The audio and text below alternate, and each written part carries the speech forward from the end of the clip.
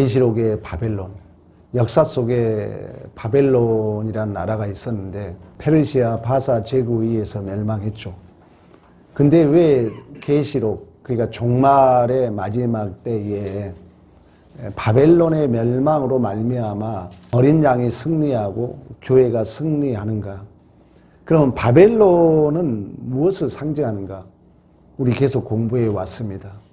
지난 시간에는 바벨론은 한마디로 힘의 원리예요. 또 바벨론은 오직 내가 내 존재와 인생을 책임진 거예요. 그러니까 어떻게 보면 내 스스로가 내 존재와 인생을 책임진다는 게 여러분 좋은 것 같지만 우리나라 사람들이 좀 이기적이고 자존심이 강해요. 어떻게 보면 쓸데없는 자존심이. 왜 그러냐면 은혜를 별로 경험을 못했거든요. 우리 부모들은 어려운 환경 속에 부모에게 여러분 물려받은 게 없잖아요. 그리고 부모로부터 우리는 따뜻한 사랑을 별로 못 받았어요. 왜? 먹고 살기 힘드니까 잘 살아보세요. 다 밖에서 일했거든요. 그러니까 우리가 사랑을 받은 경험이 별로 없어요. 은혜를 받은 경험이 없어요. 그래서 여러분 하나님을 만나지 못하면은 우리는 바벨론적 사고에 산다는 거죠. 내가 은혜를 못 받았으니까 또 하나님의 은혜를 거부해요. 이게 바로 스스로 자기 탑을 쌓아가는, 소위 지난 시간에 그런 얘기했어요. 이게 시대 정신이다 그랬어요. 그러니까 우리의 가치관이, 우리의 세계관이 아니 좀 살아보려고 했더니 다 자기가 왕이더라는 거죠. 다 자기가 바벨탑을 쌓거든요. 나는 그 남들이 다 바벨탑 쌓아가는데 나는 내 바벨탑이 작으면 내가 죽을 것 같거든. 그러니까 서로 경쟁, 그리고 스스로 자기의 탑을 쌓는, 그리고 하나님의 은혜를 거역하는, 이걸 지난 시간에 바벨론에서 시대 정신이다. 이 시대가 추구하는 세계관이다.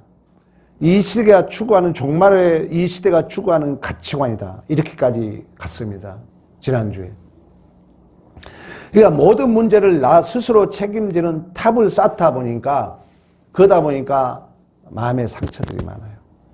그러니까 항상 공격 상태. 누가 좀만 실수하고 나에게 손해를 끼치면 견디지 못한, 다 바벨론적 세계관 속에 우리가 포획당해 있기 때문에 그렇다는 것입니다. 여러분들이 말씀을 들으면서 잘 점검을 해야 돼요. 그러니까 이러한 바벨론은 귀신의 처소라 그랬어요. 그러니까 우리가 이런 사고에 빠지면 여러분 마음에 선이 있습니까? 여러분 마음에 용서가 있냐고요. 여러분 마음에 내가 좀 더 희생해야지 이런 마음이 있냐고요. 이런 바벨론적 사고에 내가 포획당하면은 성경이 얘기해요. 그 속은, 그 마음은 귀신의 처소다. 악한, 더럽고 가증한 악한 영이 모이는 곳이다. 그래서 바벨론은 그런 의미에서 사단의 총체적 집합체라고 해요. 근데 이 바벨론이 멸망한다는 거예요. 여러분 자존심에 어떤 이기냐 죽냐 했던 것이 영원하더냐고요. 한순간에 지나갈 거거든요. 근데 그 하찮은 거 못 참아가지고 우리는 그 악한 영에 내 영혼을 빼앗긴다는 거예요. 바벨론적 세력에 붙잡혀 있는, 바벨론적 세력에 내가 포획당해 있는, 내가 거기에 고정관념에 내가 멈춰 있는 그런 우리의 존재다. 성경 말씀하고 있다는 것입니다. 그러면 이 바벨론적 사고의 증상은 뭐냐? 7절에 그래요. 자기를 영화롭게 한다는 거예요. 그 말은 뭐예요? 내가 최고라는 거예요. 나는 절대 자존심 상하면 안 돼. 나는 절대 손해보면 안 돼. 다 바벨론적 사고예요. 그래서 우리 예수님은 어쩝니까? 자기의 생명을 주잖아요. 자기의 피를 다 줬잖아요. 근데 이 바벨론적 사고는 자기를 영화롭게 해요. 자기를 사치해요. 오직 내가 좋아야 돼. 내가 싫으면 다 싫은 거예요. 바벨론적 사고입니다. 그래서 성경의 가르침은 뭡니까? 인간의 제일 된 목적은 하나님을 영화롭게 합니다. 하나님으로 인하여 영원히 즐거워하는 삶을 산 줄로 믿습니다. 그런데 바벨론은 이런 반대적 삶을 산다는 거예요. 내가 즐거워야 되고 나에게 영광이 돼야 되고 그래서 하나님이 없는 세상의 가치와 복은 그런 얘기를 했어요. 더 많은 것만 추구하는 거예요. 더 많이 가져야 돼요. 더 좋은 것을 가져야 되는데 그 바벨탑에 내가 포획당할 수 있다는 거예요. 내가 거기에 올무로 걸려 있다는 거예요. 그럼 우리 돈이 얼마나 좋습니까? 그래서 디모데전서 6장 10절에 돈은 절대 돈 자체가 나쁘다는 게 아니에요. 여러분 돈 많이 버세요. 그러나 하나님의 영광을 위해서 쓰세요. 이 돈을 더 많이 이건 바벨론적 사고입니다. 지금 있는 거, 있고 걸 떠나서 하나님의 영광을 위해서 살아야 돼요. 근데 이 돈이 사랑함이 돈 가지고 더 많이 욕심만 부리는 것이 일만하게 뿌리라는 거예요. 그래서 이 탐욕, 이 돈에 대한 더 많이 여기에 욕심에 미혹당하면은 믿음에서 떠난다는 거예요. 이런 얘기하면 어쩔지 모르겠어요. 목회자가 제일 힘든 게 뭔지 아세요? 돈이 더 많이 벌리면요, 돈 더 많아야 되니까요, 교회 못 온다 그래요. 진짜라니까요. 돈이 벌리면 돈 더 벌어야 돼요. 나 교회 밥 못 와요. 저 26년 목회하면 솔직한 얘기입니다. 그래서 별로 저는 사업장 기도에 대해서 항상 염려스러운 거예요. 왜? 더 잘 되면 교회하고 멀어지거든요. 거의 그래 왔어요. 그래서 이 돈이, 그 돈의 욕심이 너 믿음을 떠나게 한다. 그리고 그 돈의 욕심이 더 많은 거 하다 보니까 그 돈의 욕심이, 그 근심이 너를 찌른다 그래요. 찌른다. 그래서 이러한 욕심, 이러한 탐심이 우상숭배고, 이러한 욕심이 잉태하면 죄를 낳고, 그 죄가 장성하면 사망을 낳는다는 거예요.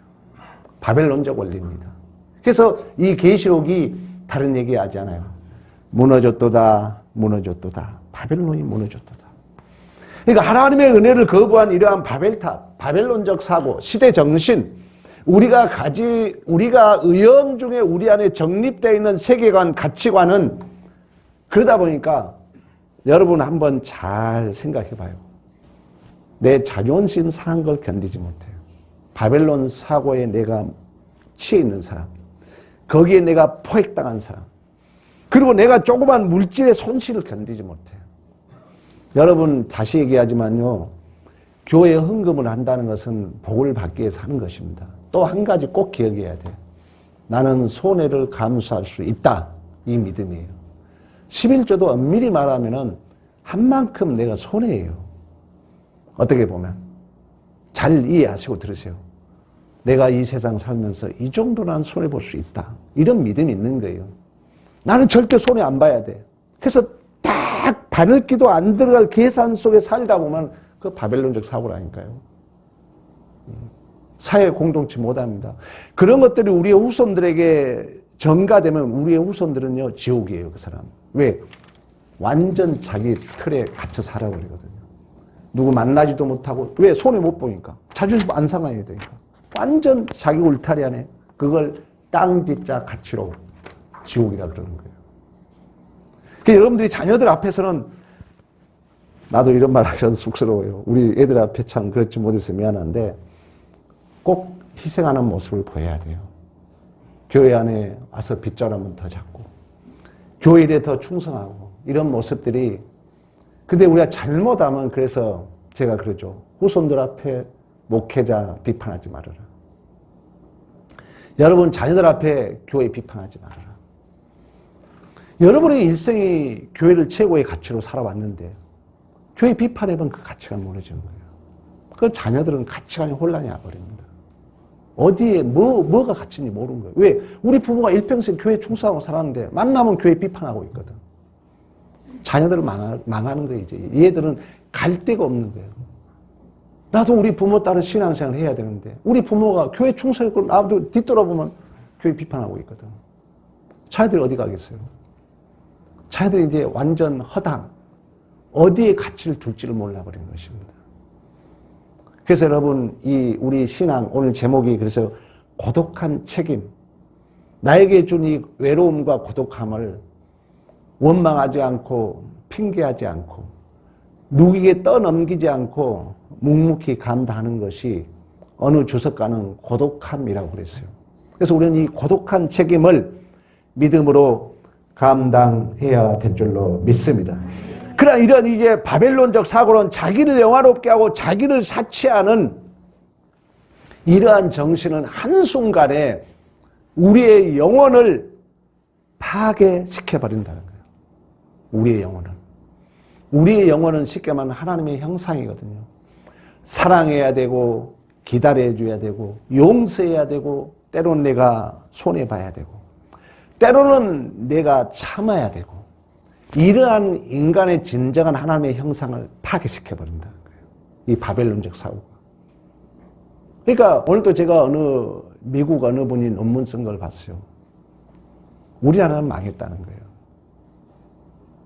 2050년 되면 북한이 공개할 수도 있대요. 우리나라 인구가 2천만 명으로 줄은대요. 반으로 줄은대요. 근데 그 이유 중에 하나가 너무 극단으로 가고 있다는 거예요. 손해 안 볼라 하고 자기밖에 모르고 그러다 보니까 우리의 자녀들도 그런 사고 속에서 결혼도 안 하고 자녀도 안 낳고 이런다는 얘기를 어느 신문에 잠깐 제가 본 내용을 여러분들한테 얘기하는 것입니다. 이처럼 이러한 바벨론적 사고는 우리의 영혼을 파괴시키기 때문에 그런 의미에서 오늘 8절에 후렴구처럼 반복적으로 하루 동안에 내 재앙 내 심판이 이르렀더라. 한 시간에 망하였도다. 화있도다. 큰 성 바벨론이여. 슬피 울며 가슴을 칠며 애통하리로다. 이 바벨론적 사고는 반드시 멸망한다는 거예요. 반드시 없어진다는 거예요. 여러분들이 많이 경험할 거예요. 네가 막 열받아가지고 자존심 싸워가지고 막 화냈던 거 금방 후회하잖아요. 왜? 그것은 영원하지 않기 때문에. 그것은 한순간에 있는 거예요. 그 순간 혀를 깨물어야 돼 우리는. 그 순간 먼저 하나님 감사합니다 얘기하라 했잖아요. 그렇지 않으면은 우리의 영혼을 파괴시키는 것입니다. 그리고 우리는 후회할 거예요. 그래서 애통한다, 슬피 온다, 가슴을 친다. 그러나 예수 믿는 자의 복은 이러한 심판과 구원이 나를 위함이라는 것을 아는 자로 이러한 고독한 책임을 억울해하지 않고 원망과 핑계하지 않고 기쁨으로 감당하는 줄로 믿습니다.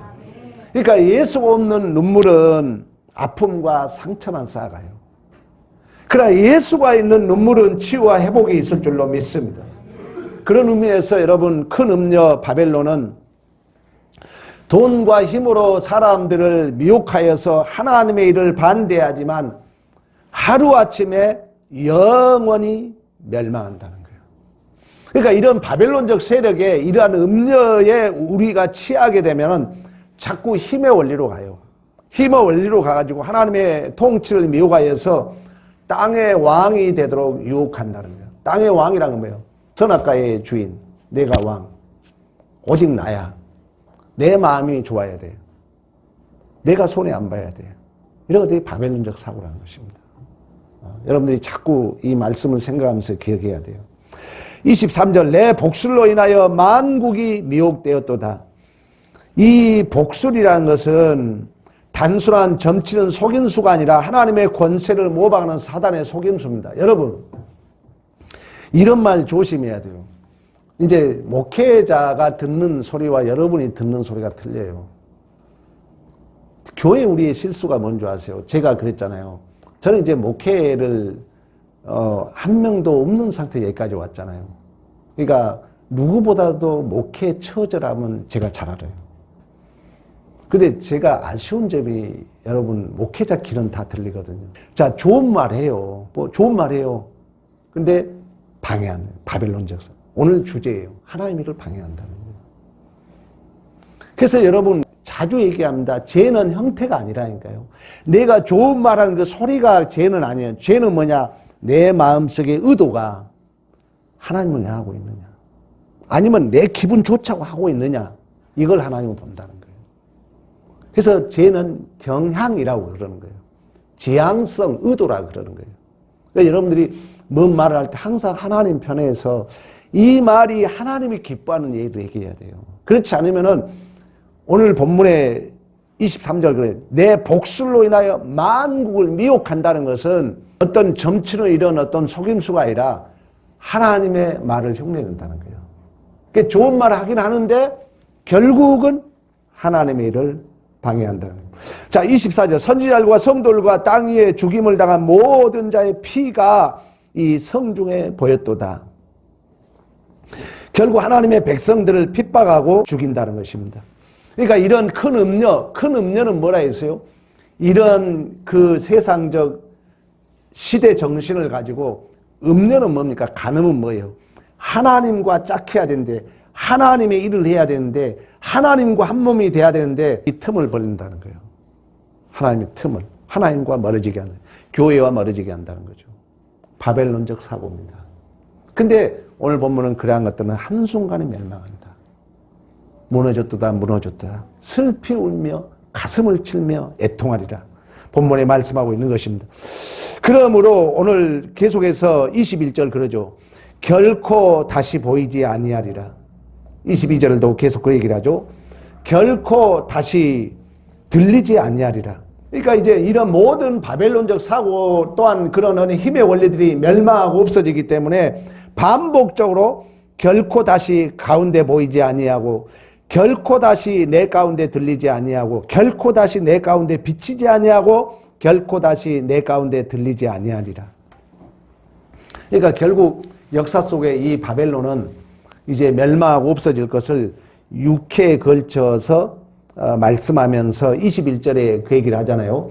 이에 힘센 천사가 큰 맷돌 같은 돌을 들어 바다에 던져 이르되 큰 성 바벨론이여 이같이 비참하게 던져져 결코 다시 보이지 아니하리라.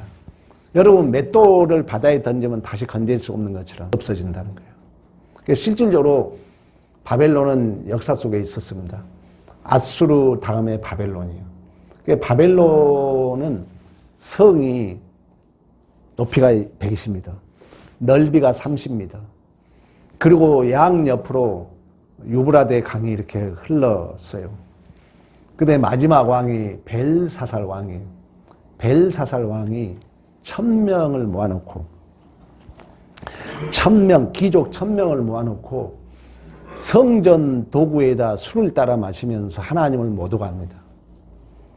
근데 왕궁 촛대 맞은편 석회벽에 손이 나와요. 손이 나와가지고 메네메네 데겔 우르바신, 메네메네 데겔 우르바신이 왕궁이 이렇게 술을 마시고 있는데 저 벽에 딱 손이 나와가지고 딱 써지는 거예요. 환상적으로. 메네메네 데겔 우르바신은 뭐냐면은 메네메네 하나님이 그 바벨론 왕 벨사살 왕을 봤더니 기한이 끝났다는 거예요. 데겔이란 말은 하나님이 저울로 달아봤더니 의가 부족하더라는 거예요. 그리고 우르바시는 결국 이 나라가 쪼개질 것이다. 멸망할 것이다. 그래서 바사 페르시아 제국 고레스에 의해서 바벨론이 멸망하고 메데와 페르시아로 나눠집니다. 그 이후에 바벨론이라는 나라는 영원히 사라졌어요. 지금 그 바벨론을 예를 들어서 이제 이 종말의 역사도 마찬가지입니다. 이러한 시대정신, 자기의 영광을 위하고 자기의 즐거움을 취하고 하나님의 일을 방해하고 하나님의 백성들을 핍박하고 하나님의 백성들을 미혹하는 이 바벨론 세대는 한 방에 무너질 것이다. 오늘 본문 얘기입니다. 그러나 이러한 큰 음녀 바벨론의 미혹을 하나님을 의지하는 믿음으로 이겨낸 자들은, 이런 이제 바벨론이 멸망하니까 그 바벨론에 의지했던 자들은 눈물을 흘리죠. 애통해야죠. 여러분 돈을 계속 쫓겨왔다 생각하고 계세요. 돈 다 놓고 가야 되는데 70 넘으면요 돈 있어도 여러분 못 쓴다니까요. 맛있는 거 아무리 맛있는 거 줘도요 못 먹어요. 다 놓고 가야 돼요. 우리는 빈수라도 빈수로 가는 거예요. 그래서 모든 걸 하나님의 영광에 살려고 그러거든요. 근데 계속 돈만 지려고 왔다 해봐요. 어느 날 놓고 갈라니까 억울하죠. 그래서 되게 세상 사람들은 억울해 한다잖아요. 죽을 때 되면. 내가 이렇게 열심히 살아왔는데. 억울해 한대요. 그리고 우리 믿는 자들은 뭐 한다 했어요? 미안해한대요. 내가 더 베풀고 살아야 되는데, 내가 더 나누며 살아야 되는데, 내가 그때 더 참아야 되는데, 이렇게 미안해한대요. 근데 이 하나님이 없는 사람들은 억울해한대요. 왜? 그동안 오직 나만 위해 살아 다 놓고 가야 되거든. 얼마나 억울하겠어요.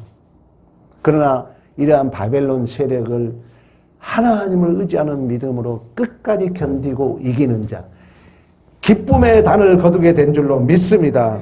그래서 20절, 성도와 하늘과 성도들과 사도들과 선지자들아, 그를 인하여 즐거워해라.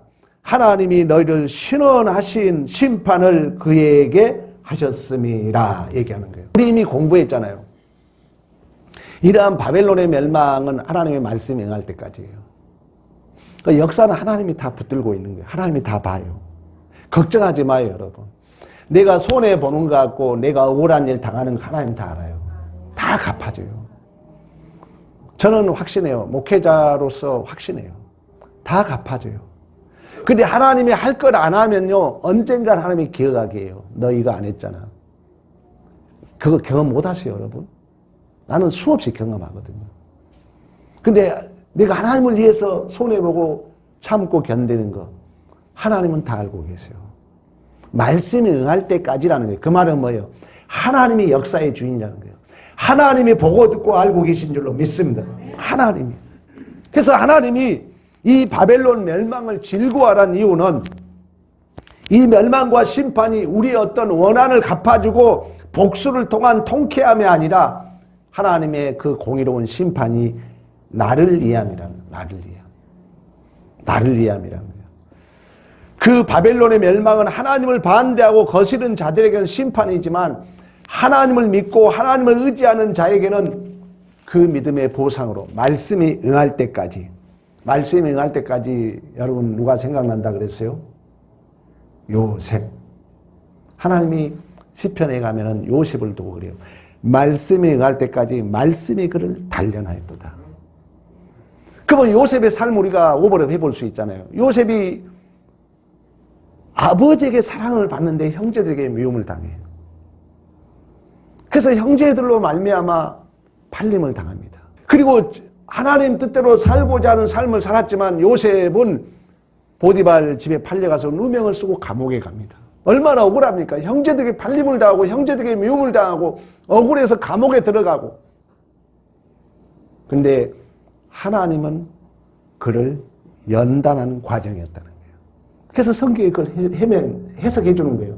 말씀이 응할 때까지 말씀이 그를 단련하였다.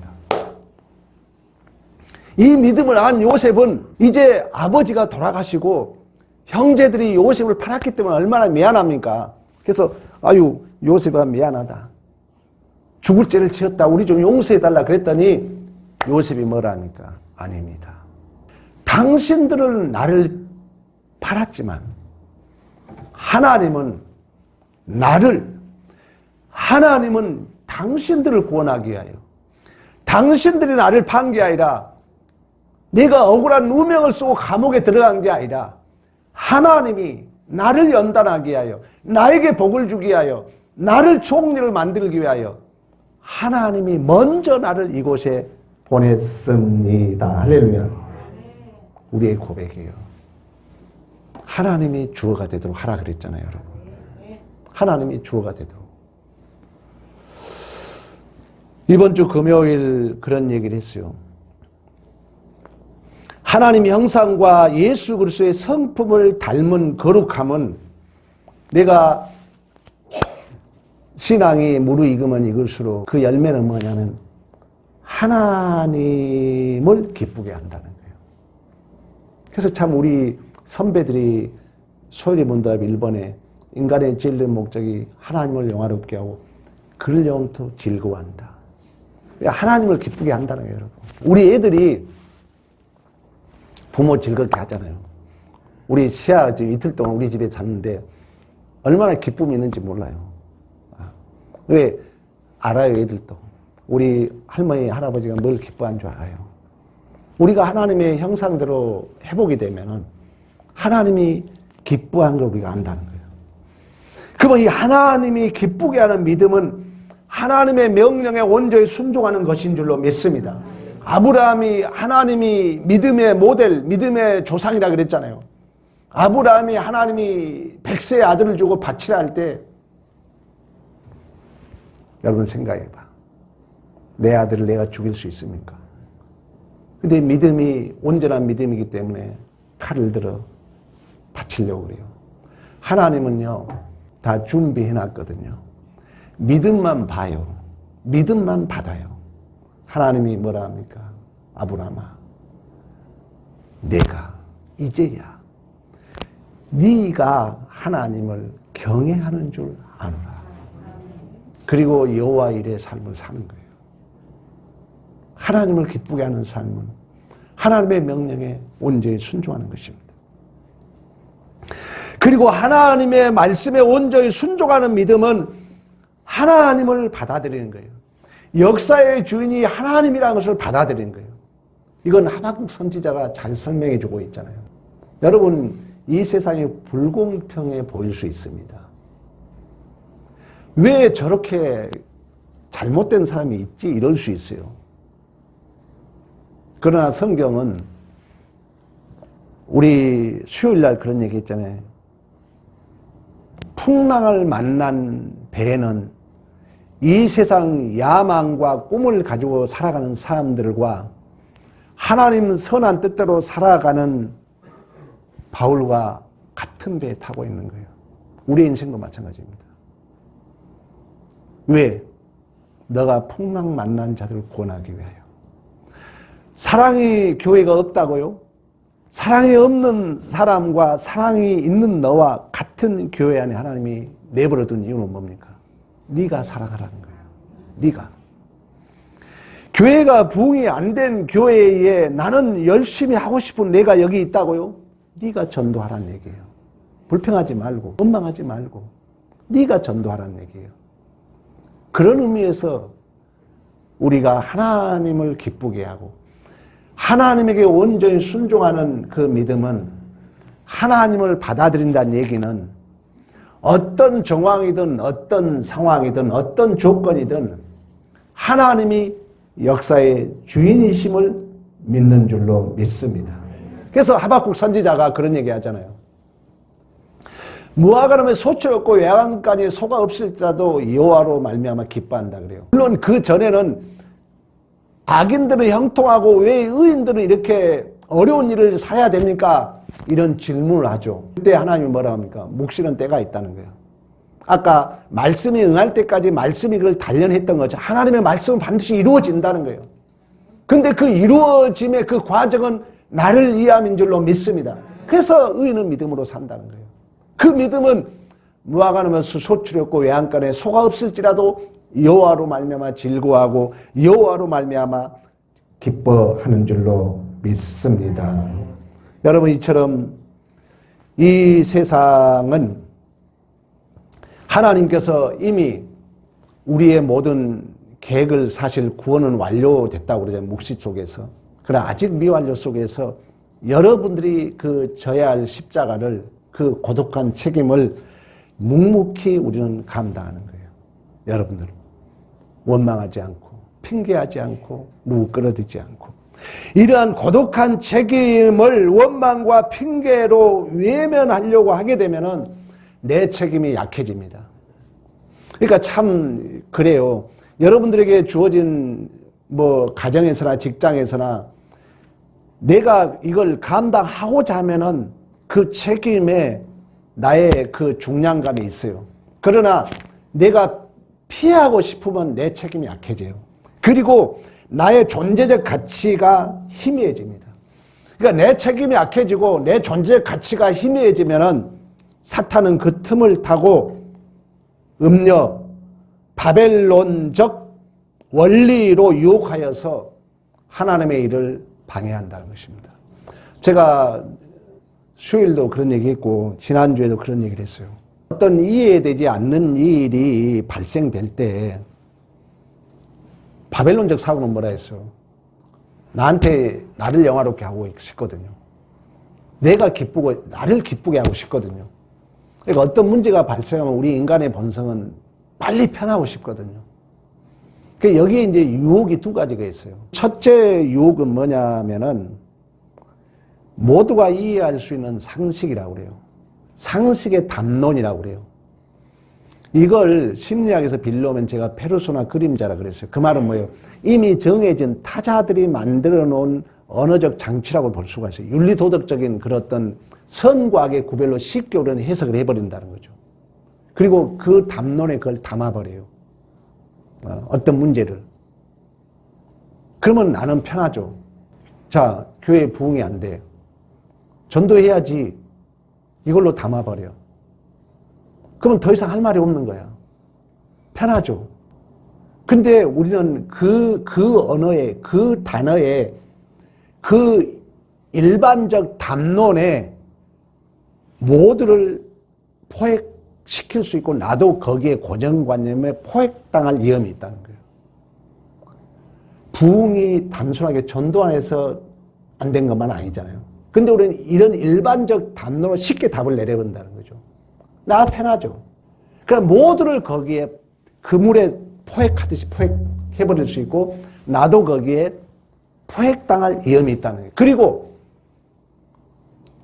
20세기 최고의 철학자 하이데거는 그런 의미에서 앵무새라는 얘기를 해요. 전도해야지. 전도해야지. 아니 교회 온 사람 더 사랑하고 베풀고 다양한 각자의 어떤 그 다양한 사건을 다 무시하고 일반적 담론에 딱 담아버린다는 거죠.